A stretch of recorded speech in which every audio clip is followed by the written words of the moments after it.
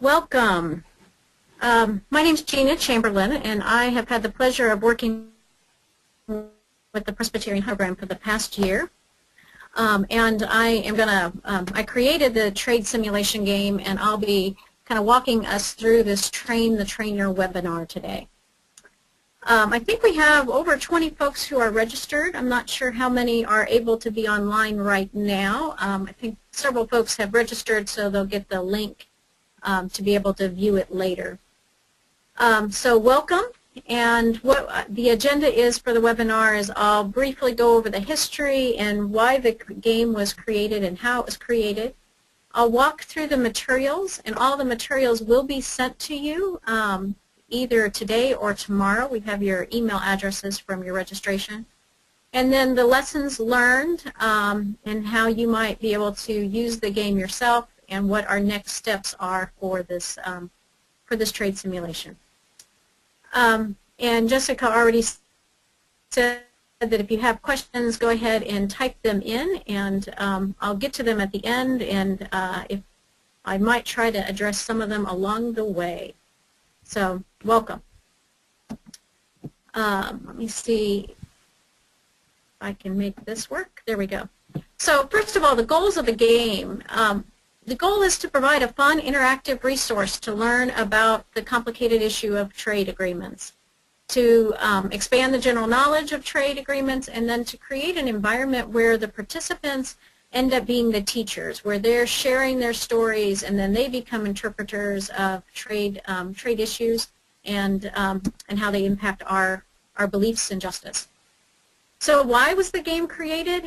I've been engaged in the topic of trade for 20 years and kind of lost touch with the issue and became re-energized about it about 5 years ago, but found it difficult to engage people on the topic, even though they might be committed to all the issues that are impacted on trade. But pretty quickly, people's eyes would kind of glaze over, and they'd start, the smiling and nodding, and then they would just start nodding off because it became kind of an overwhelming, boring presentation. And maybe that's just me as a presenter. But also, games are just more fun and non-threatening, and they're also a great resource for established groups who may not be as likely to dive into the issue of trade. So the history of the game is that while I was working on this issue, I wanted to, first of all, find an organization that was doing work around trade agreements, and the Presbyterian Hunger Program has been working on this issue for several years, and so I took a position with the Hunger Program to learn from them, and during that time worked with the Hunger Program to create this resource both for congregations and for advocates, so nonprofits and other organizations, along with churches that care about these justice issues, wanted to create a resource that would be fun and informative.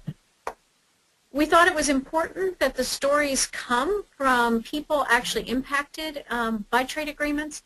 So the stories were created by the Presbyterian Hunger Program's mission coworkers in countries that have been impacted by trade.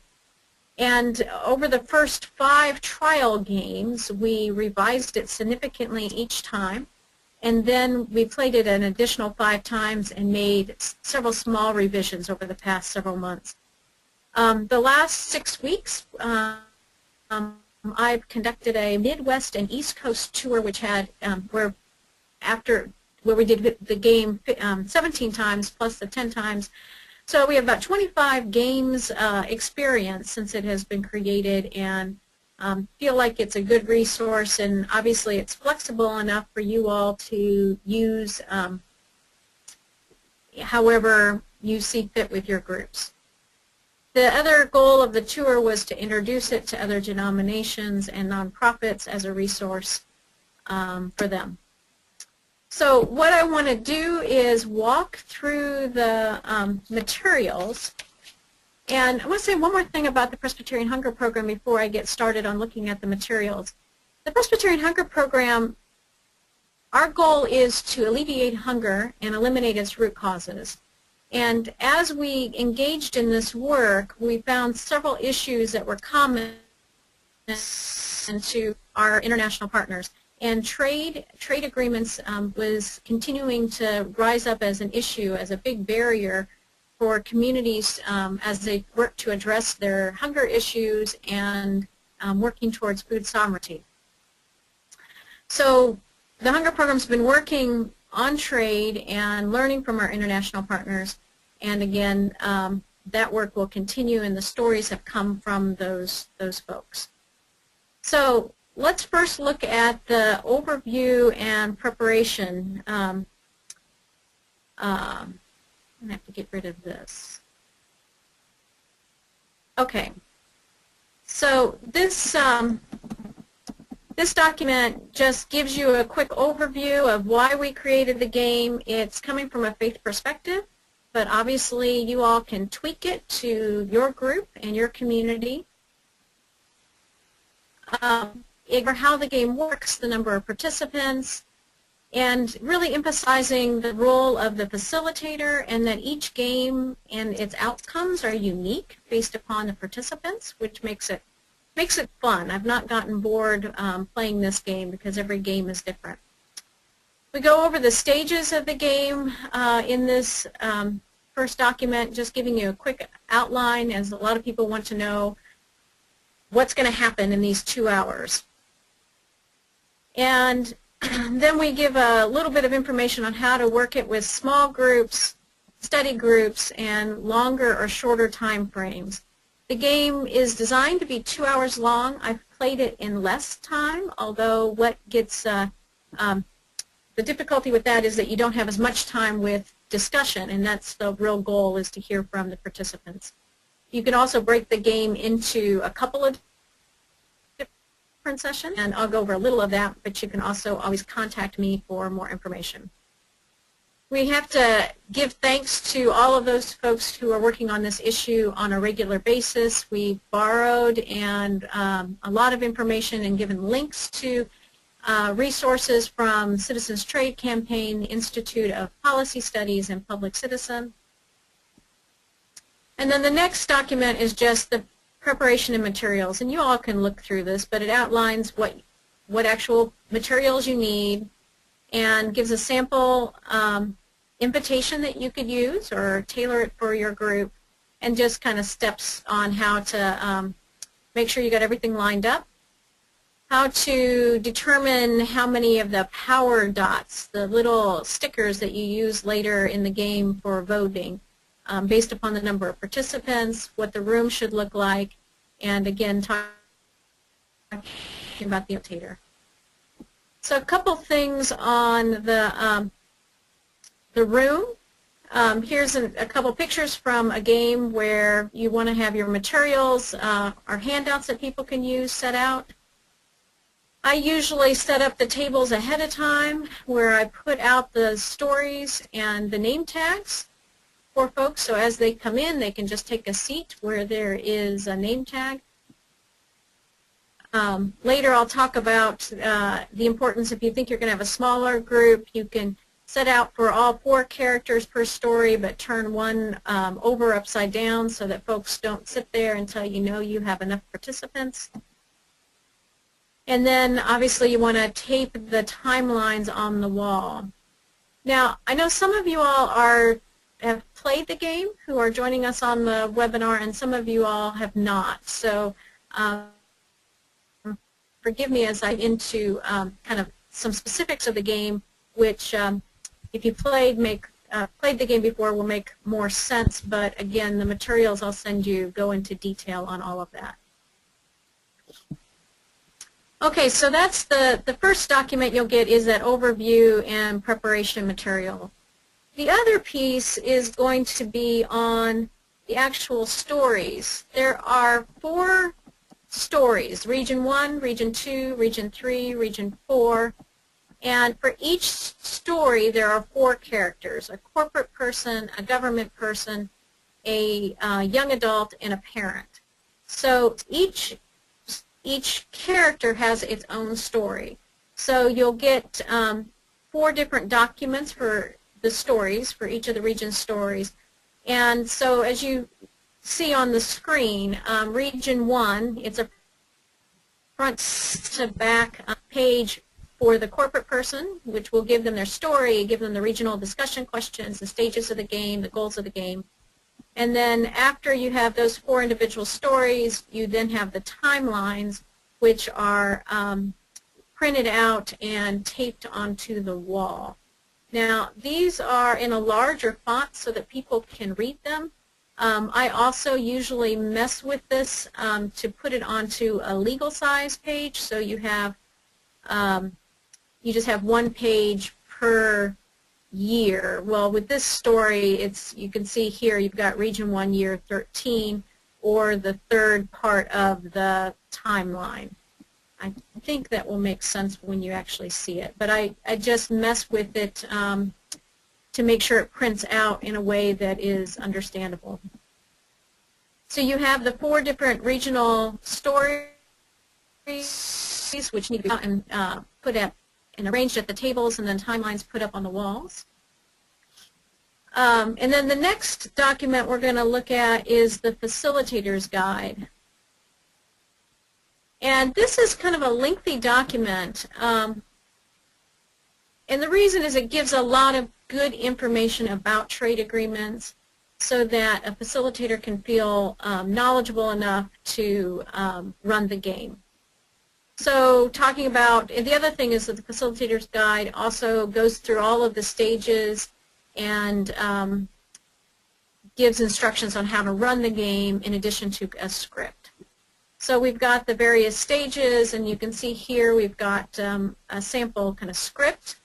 But throughout the Facilitator's Guide, I encourage you to make it as participatory as possible. So at the very beginning of the game, the facilitator will go over the 4 characters, but will then ask from the participants what they think the goals are for each of those characters.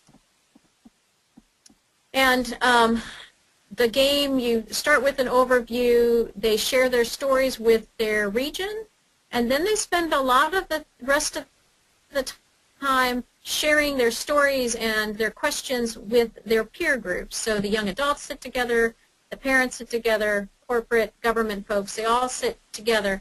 Unless you have a smaller group and then you put the citizen folks together, so you have the young adults and the parents all seated at one table. And that reflects life. Like so much of life, we end up talking to people like ourselves. So then you get to the stage of the game where after they've learned the second part of their story, you invite them to the trade negotiation round. And at this point, you make sure you use a lot of energy throughout the game as the facilitator, and you're inviting them to the current round of the Trans-Pacific Partnership. And then you're going to explain a little bit of how these negotiations work. You're going to go over the first 3 points of one of the handouts, which is called the 10 Reasons the Church is Working on Trade. And I'll show you that handout in a minute. But it's also outlined in the Facilitator's Guide. So you're going to go through those points of the important, the secrecy, the corporations have a lot more influence, and then explain investor state. At this point, I also stop and I say, if you were actually at these trade talks and you were a citizen, just a young adult or a parent, where would you be? If they were meeting at the hotel, the Hyatt downtown, where would you be? And get people's comments. And usually people will say, well, we might be in the back of the room, or we might be outside. And so then I start to paint the picture of, yeah, you would probably be outside the hotel. There often are rallies that take place outside the hotel, but you're usually not allowed to come into the hotel. And then go through the same thing with the government folks, are the ones at the table.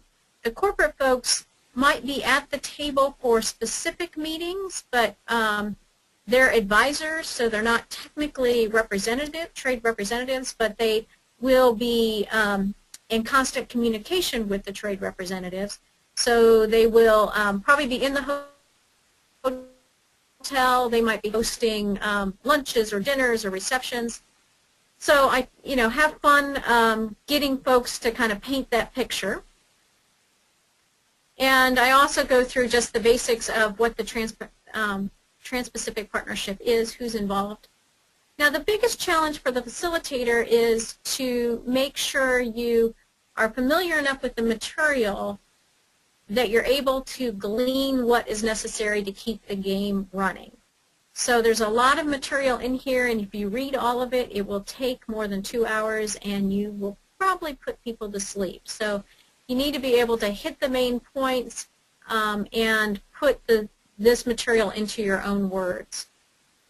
At this section, in talking about the investor state provisions, I briefly explain what that is and then ask for examples, because from each of the stories, each of the first 3 stories, there is an investor state suit that has either been filed or is in the process of being filed.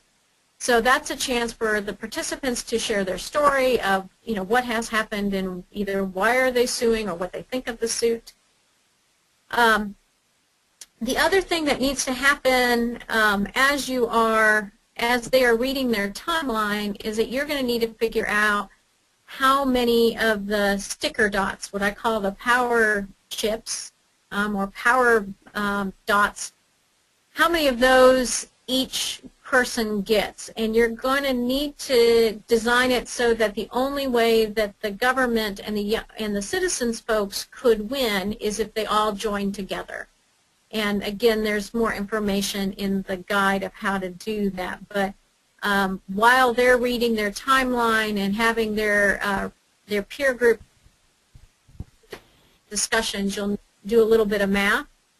And so after you review those first 3 points, then you explain that it's now time for them to make recommendations.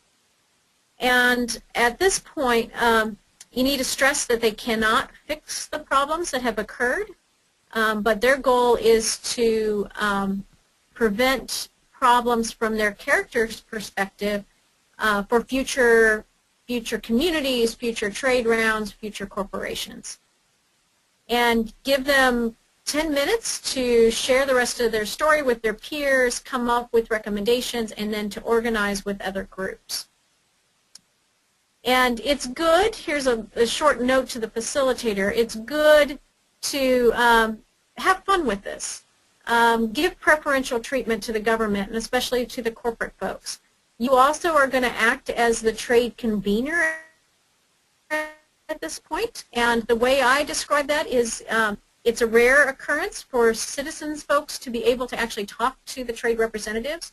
And so if at any point the government or the corporations find that to be troublesome, they can call on the facilitator, the trade convener, and call for security. And then you go and ask people to leave the imaginary hotel and to demonstrate outside. That has been quite fun. There have been a couple folks who have staged sit-ins, and sometimes they have marched around the table. Sometimes they just have really tried my abilities at being a good security person.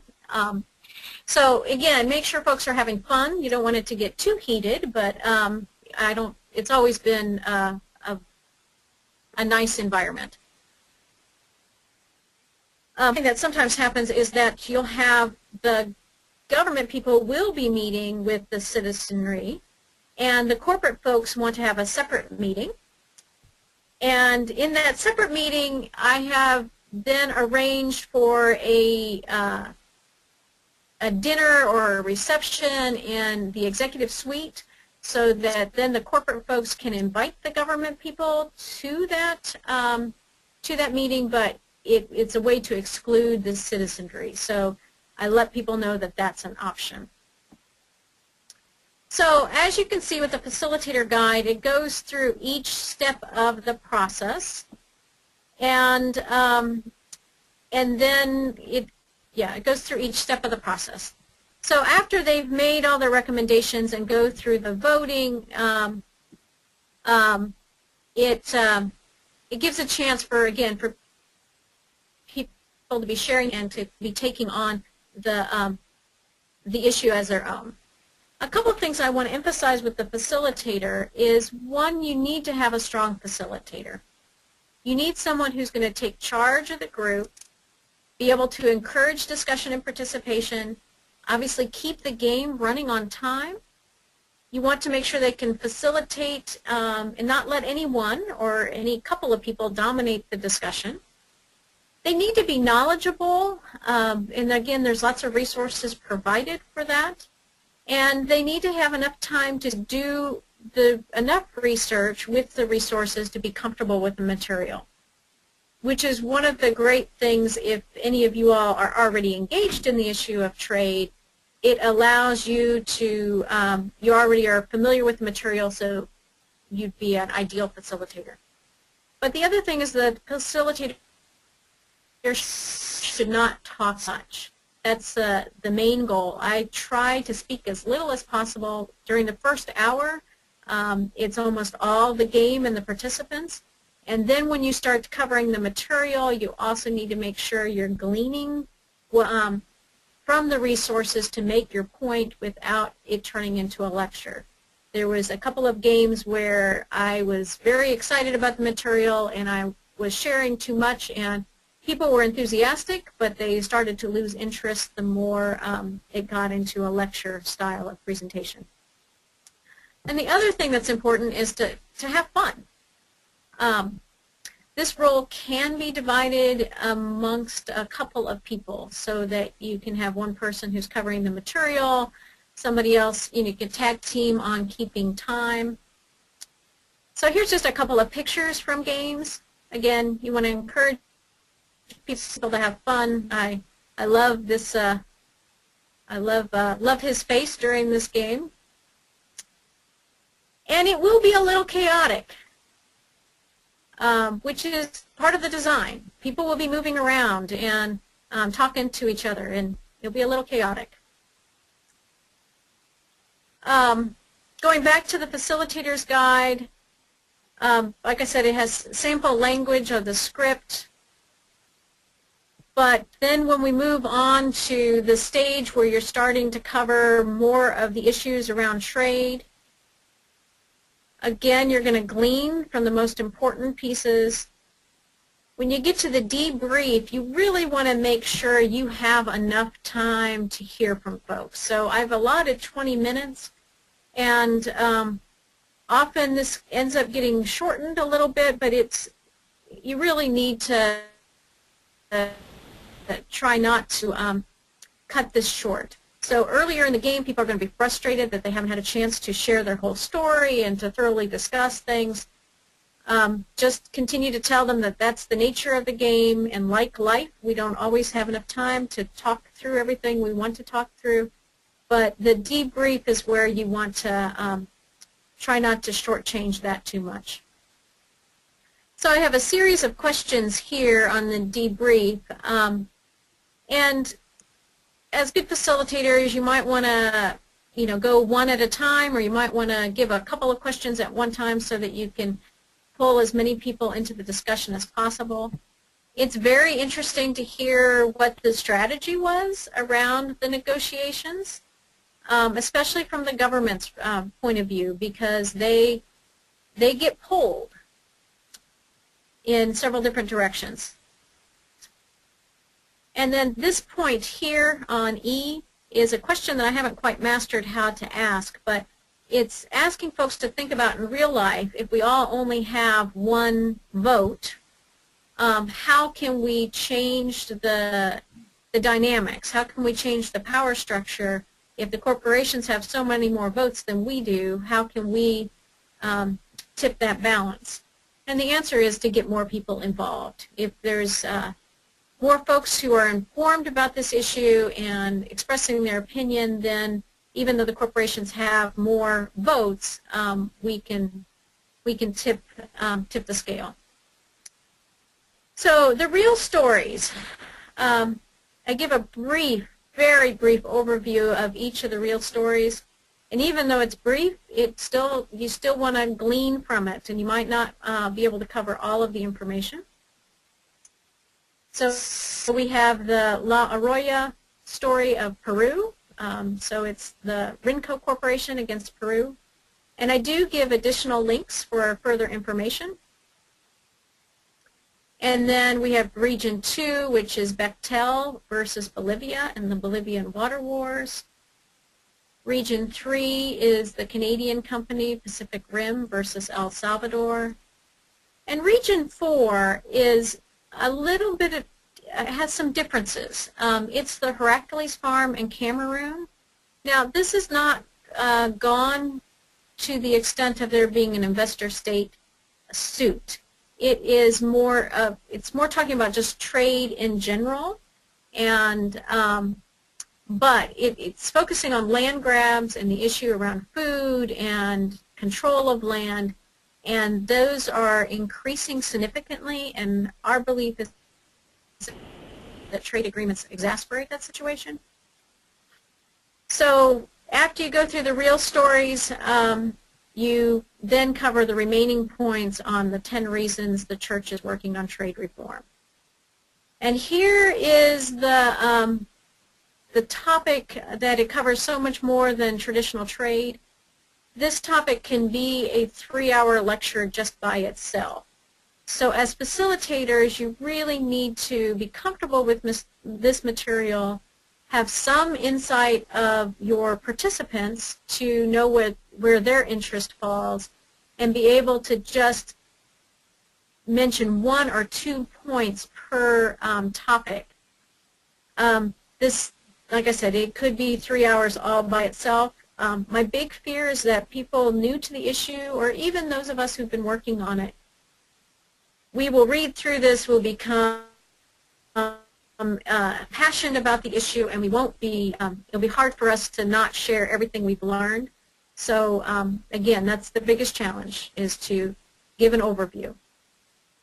You also do want to mention that there are benefits of trade. We're not anti-trade. We are for just trade policies.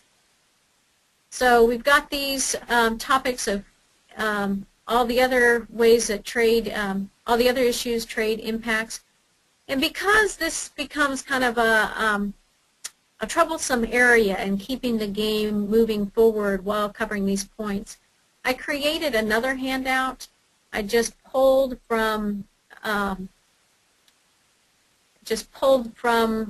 the Facilitator's Guide, and then you can give this handout, and that gives some additional resources and overview to each of these topics so that your participants can do their own research. And then you won't feel like you need to cover absolutely everything. Y'all, I'm sorry that my screen, I'm trying to go from document to document. Okay, and then I've got a little bit on the biblical references and resources. Fast track legislation. Good news is it looks like the current round of fast track is not moving forward. And then how it can impact the United States. And then the last part, which is the most important, is what can or should we be doing about it. And then a glossary of terms. So that's the Facilitator's Guide. Some more pictures of how the game plays out. There will be, again, you want to encourage folks to work with other peer groups. Remind them that there isn't enough time to get it perfect. One of the comments that I got from folks who are very intentional and knowledgeable about this subject is that they wish they could have more time to really come up with the perfect recommendation. And I'm all for that, but most folks aren't going to sign up for a 5-hour game. Recommendations that that have come out of the game. So these are recommendations through the negotiation round of the game. So here's one on just a lot of them focus on the investor state. This one I think was crafted by, I think, a 12-year-old. And typically I say that the game is for high school age and up, but I've had some folks challenge me on that, and some middle schoolers that have played this game and have been just wonderful at it. Again, folks sharing their stories within their peer groups. Some more recommendations. A corporate recommendation that the government should be responsible for all the cost involved with environmental protections and health conditions of the people.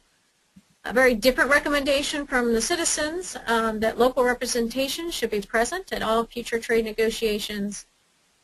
And another corporate one is that as a part of the contract with the corporation, the government agrees to be responsible for protecting that corporation from any protest or disruptions of business.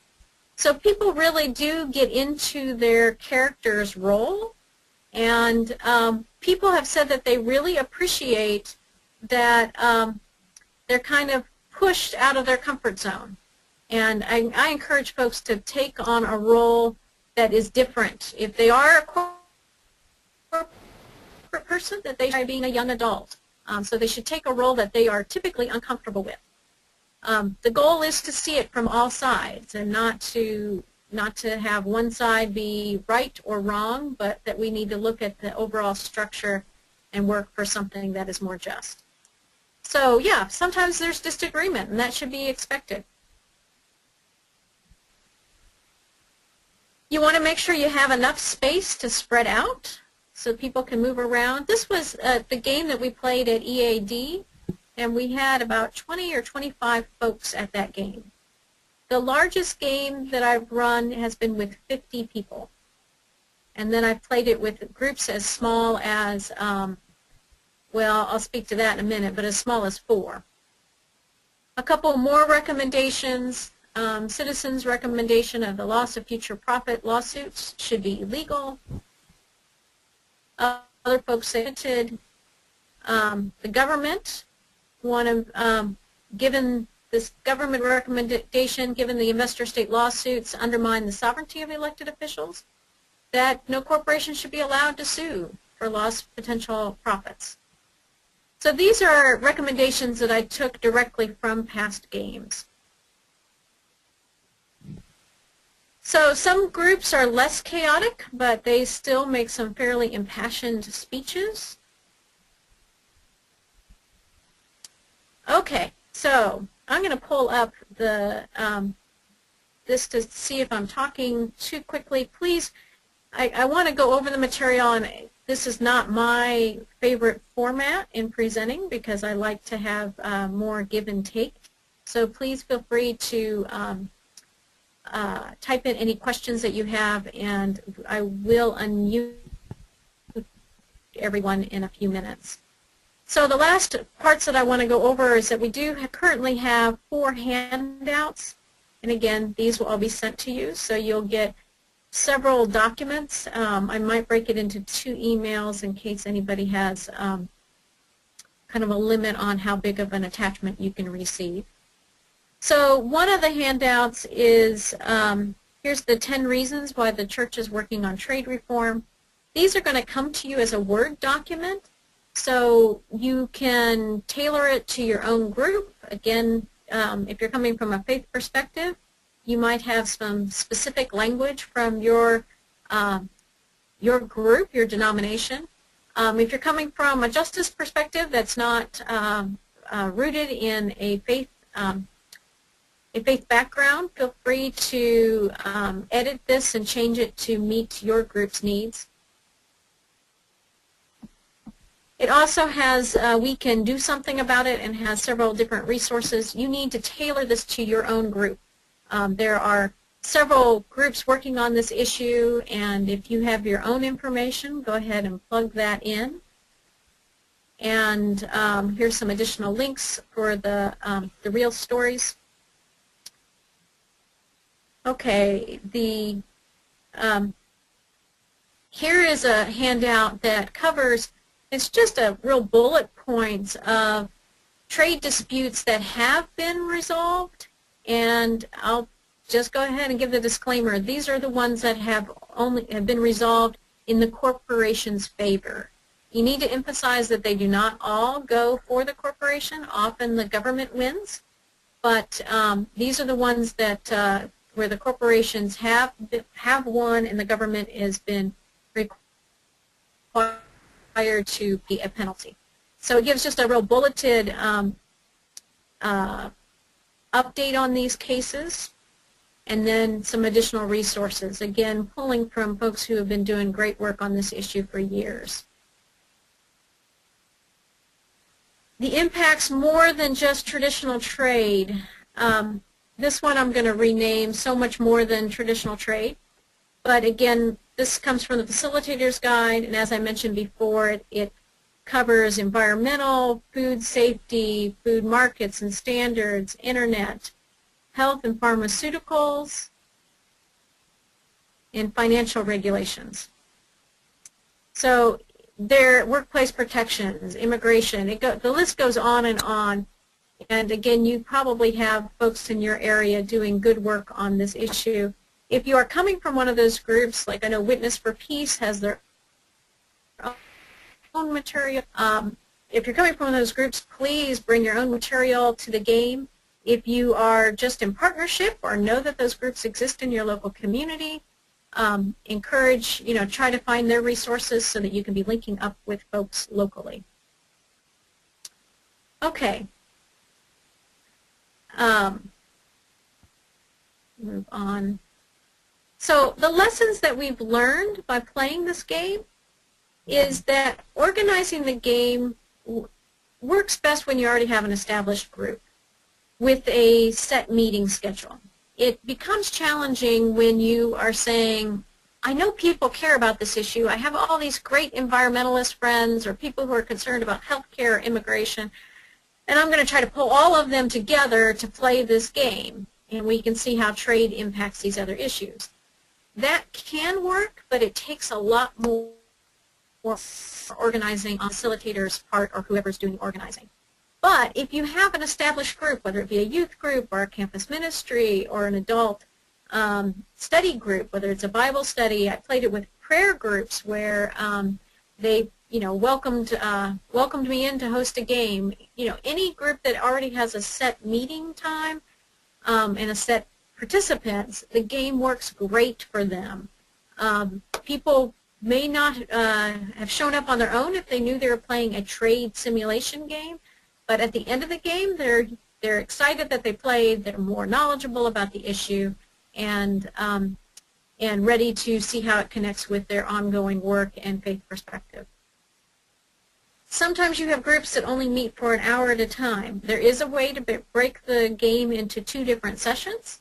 I encourage you to not try to run the whole game in 1 hour. There are, in the materials, it talks a little bit about how you can break that up into 2 different meetings, or you could always give me a call or an email. Also, that one group, I guess this happened probably twice, where you had folks who were already knowledgeable about the issue of trade, and they were playing the game, and they really wanted to craft the recommendations and be very intentional, and they wanted to make sure they heard the full stories of the different groups. They were frustrated by kind of the rushed time frame and so many different characters and so many different stories. If you know you have a group like that, you could just limit the stories and repeat characters if needed. I would not go less than, well, I think it doesn't feel as much like a game when you go down to 2 stories, but you can figure that out. But that's one lesson and one recommendation that was made, is that you might want to do fewer stories for those folks who really want to be intentional. You want to continue to emphasize that it's the structure that we want to address, that trade and corporations are not inherently bad, but it's the structure. And you want to encourage people to take roles that they are typically uncomfortable with, and be ready with action steps while people are still energized on the topic. I would recommend that if you are scheduling a game for, let's say, next Monday, that you go ahead and get a couple of people to schedule a game with your local offices of your congressional representatives, so that when you play the game on Monday, you can say, you can announce that you have a meeting scheduled within the next 2 weeks. You can say on April 20th, I guess that's Easter, so you probably don't want to do it then, but on April 21st, you have a meeting with your local congressional rep, and you invite anyone to come. If they aren't able to come, you want to have them sign postcards or do something that shows that you are representing more than just one group. Make that go away. Okay, so yeah, so you want to have your action steps ready to go for when you have people energized on the topic by the end, at the end of the game. The other lessons learned, for groups that are over 32 participants, you want to break into smaller groups for the discussion breakouts, the negotiations, and then the debriefing. In some ways, you're just running 2 simultaneous games. So you can do it real informally, and when they get together in their peer groups, you could just say, you know, can you just split off and make sure you have at least one representative from each story so that you can learn those stories. But you want to make sure that people have a chance to speak. A lot of the time frames are designed to give, like the initial regional discussion is designed to give everybody about 1.5 minutes to share their story. The peer group sharing is designed to be about 2 minutes per story.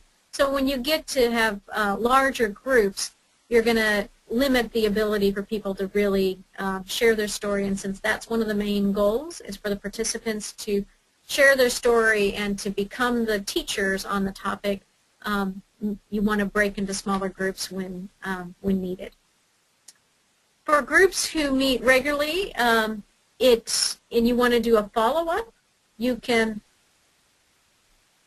assign each person a Bible verse, one of the real stories, and or one of the so much more than traditional trade topics, and have them research that a little bit further.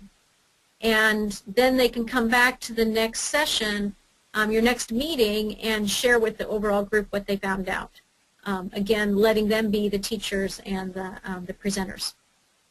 And then for small study groups, just take on one story for each meeting and review and research the real story that it's based on. The game was originally designed as a 6-week study and a 4.5-hour retreat. I had 2 different versions. So if you do have a smaller study group, you could just go back to that longer format, use the game as a kickoff, or if it's a really small group, just take one story, develop characters each week, and then do the research on how the real story played out. Okay, so the next steps. Share your comments, any games that you have scheduled that you welcome other people to join, and questions on the Facebook page that I've created. It's not the most attractive Facebook page, but hopefully it will evolve. So you've got the link to that. The hope of that is that it can be a gathering point. So if somebody in Missoula, Montana wants to play the game, they can post on the Facebook page that they would like to play the game, and then I will monitor the Facebook page on an ongoing basis and help to link them up with a good facilitator if they aren't wanting to take it on themselves. Our hope is that we have at least 3 resources. That we have you all who are going through the Train the Trainer, and organizations that are doing this ongoing work who can facilitate the game. I'm willing to continue to facilitate the game when the logistics work out. The Presbyterian Hunger Program will continue to be able to facilitate the game. So our hope is that we make it possible for as many people to play the game as possible. So the Presbyterian Hunger Program, which is PHP, will maintain the resources, and that really wants me to change something. We'll maintain the resources and possibly, hopefully, post the webinar and resources on the web page. We're still figuring out where those things are going to land, but they will be available. And all of this is free. We're not charging anything for the game materials. We do ask you to respect the materials, and if you're making drastic changes, if you could let me know. I'd hate for it to evolve into something very different. If it does evolve into something very different, I just want to make sure that we're no longer saying it's a Presbyterian Hunger Program product. It's your product at that point. We may go through the process of copyrighting this material. We haven't figured that out yet. Again, I'll be available and we'll also maintain resources. We hope that there's enough energy and enthusiasm that at some point additional stories will be created. And if you're interested in doing that, contact me, and I'd love to work with you in creating a new story. Ideas that have come up have been around immigration, the gas fracking, healthcare, and pharmaceuticals, and then food. And then the other thing is to play the game. And if you don't feel comfortable with facilitating the game, or if you want to just bring an outside person in, you can arrange for a mini tour of the game. And that will make it a lot easier for myself or Alexa with Presbyterian Hunger Program or some other facilitator to come and run several games at one time instead of just coming to, let's say, Missoula, Montana and playing at one time. The Presbyterian Hunger Program has lots of wonderful resources on their webpage, a lot of information, some webinars on preaching about trade, and the reasons we've gotten into trade, the stories from our mission coworkers. But we also have some T-shirts. We have T-shirts that are labeled, "Why should trade be fair?" Duh, and then "Why should trade be fair? Greed is not sin." And on the back you have "Support Trade Reform, Presbyterian Church USA." We also have these postcards, and these postcards are to be sent to your elected officials, asking them to vote no on Fast Track, that we believe in transparency, especially on something that could impact 40% of the global economy. And then we have these wonderful posters. The posters you can actually download and print yourself. The postcards, let us know, and we can send you some. And then the T-shirts are for sale, but we can send those to you also. Again, you might want to look and find out what your organization or your local groups are doing, because they probably have similar resources that you also want to bring to the table. So, contact information. For any additional information, please contact me. I will be leaving the Presbyterian Hunger Program. Today is my last day. It's been a joy. I've been here for a year. And then the Presbyterian Hunger Program thought the trade game was a good resource, so they created a 6-week internship to allow me to introduce it through the 2 tours. And so it's been a pleasure and a joy, and but it's my last day, so you want to use this email address to reach me in the future. And of course, Alexa Smith, the associate for Joining Hands, she also will be available for further information on the game. Okay, now questions. I'm going to try to unmute you all, if I can find out how to do that. Gina, I'm not sure that that's going to work to do that, because I think that will give you feedback. If anyone does have a question, if you'll raise your hand and you have a mic, I can unmute them one at a time. Great. Oh, go ahead with the question from Diane. We do have the written question from Diane. Yes. Okay. So I don't know if everybody can see this question. As in the case of places like Haiti, what happens when neither government or corporations represent the people's interest or voice? And does the game yield recommendations on how to address this? I think the recommendations that it actually plays out in the game. The government folks are usually pulled in the direction of the corporate folks, or they're pulled towards the citizenry. And it helps kind of explain that governments aren't necessarily always representing people's interests. I think the game brings that to light. One, that the government folks are pulled in two different directions, and also what can we do about it is by doing more organizing. As we have great examples like Haiti of how people have come together to really voice what's their needs. Diane, did that answer your question, I hope? And has anybody raised their hand? Oh. Other Hold on questions? just a second. I believe that Valerie had his hand raised, so I'm going to see if I can unmute him. Okay. Valerie, are you there? Yes, thank you.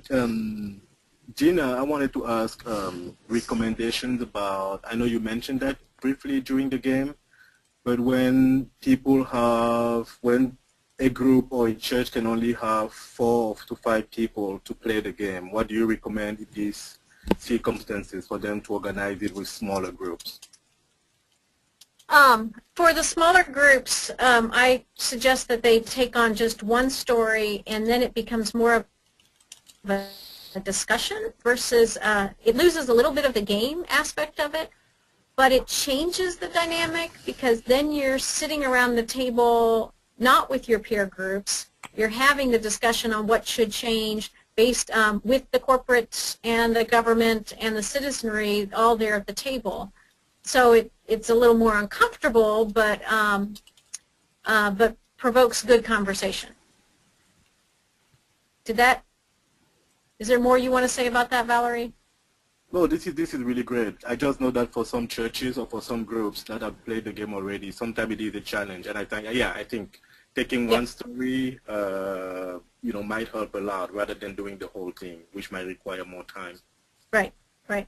And I've gone to all of these games, and that sometimes it's been only 4 people, and then sometimes it's been 50. And I will say, each time I enter a game, I sometimes think, oh, will this actually work? And it turns out to being quite fun and unique. So in the small groups to the large groups, it's always yielded a pretty lively discussion. And Gina, we have another question from Michael, who I'm going to unmute. So hold on just a second. Okay, Michael, go ahead. Hi, Gina. Thanks for all your hard work first. This has been fantastic. I really appreciate it. And then secondly, I'm wondering if you have, my folk are primarily learning through video resources. And I'm wondering if you have movies of each one of the examples that have been used for the resource game, or if there's a possibility of putting together, and I'd be willing to work on this, minute video vignettes for each one of the particular stories so that those could be played, because our folks are not learning so much through black and white as video content. It seems to be the nature of the age. That's a great question, and especially if you're interested in helping build on that. And I think we'll take that idea and see where that goes. But I do want to just share on the back of the 10 Reasons Why the Church is Working on Trade Reform are short links, are links to short videos. Great. Thank you. And then you can Google in the topics, and a slew of other ones will come up. Great. Gina, Nancy Lister-Settle also has a question. She wants to know, does it work well to play with intergenerational groups, or does it work well to play with only youth? Oh, no, it works great with intergenerational.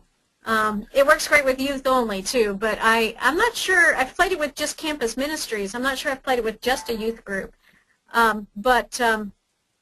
Yeah, it's intergenerational is really quite fun, and it's a unique time where folks of all ages come together, and especially when you have older folks playing the role of a young adult, it makes for quite a fun environment.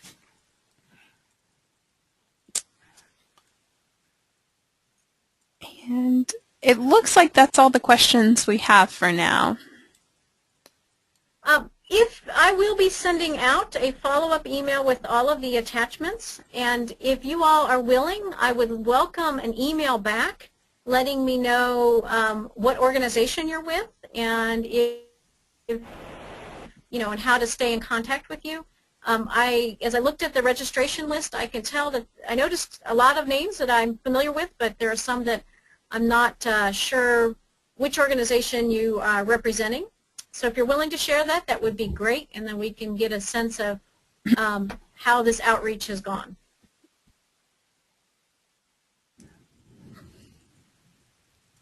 I think if that's it, I can't thank you all enough, and please let us know if you play the game. Again, you can put that on Facebook, you can email me directly, and you have Alexa here at the Hunger Program also, who will be a great resource moving forward. So thank you all.